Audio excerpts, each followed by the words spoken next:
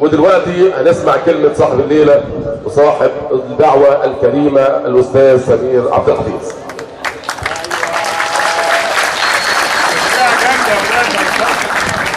أنا ما عنديش كلام. والله العظيم يعلم ربنا أنا أكثر واحد فرحان في الناس اللي موجودين. والله وحياة ولادي اللي هم موجودين اللي هم شوية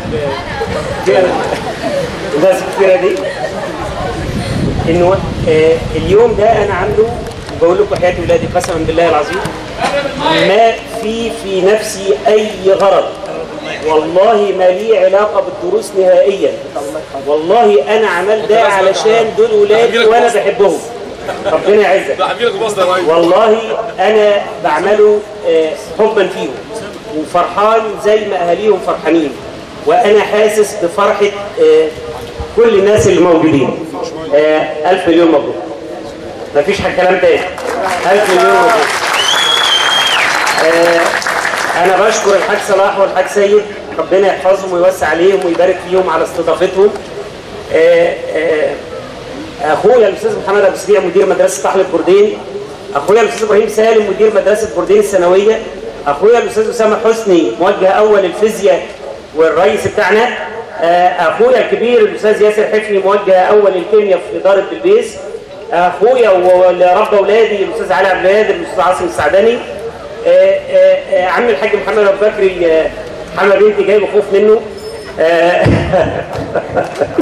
الحمد لله على السلامة، هو الحاجة لسه راجعين من العمرة وجم وهم تعبانين ربنا يحفظهم.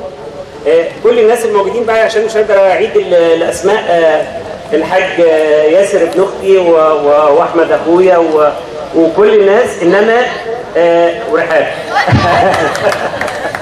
إنما مش هنسى طبعا أستاذنا العظيم المحترم، الناس اللي بتعرف تكبر بخاطر الناس، اللي يضم مجامله وحبا في الناس اللي موجودين وحبا فيا. انا بشكرهم، لو رحت لهم مشي لعند البيت اشكرهم مش هيكفي. الباشمهندس عدلي ربنا يبارك فيه ويحفظه، امين عام حزب السيد الوطن، وقابل ده كله سامحوني، انا يعني مش هينفع اشكر سياده النائب المحترم الخلوق يعني احسن حد انا بحبه في الدنيا قسما بالله اخويا العظيم النائب سياده نائب خالد بشر. وشكرا على حضور الشيخ الفضيل الشيخ المحترم الشيخ محمد حسيني المجتهد بالاذاعه والتلفزيون. شكرا لحضراتكم على تشريفكم ليا وكتر الف خيركم و1000 مليون مبروك.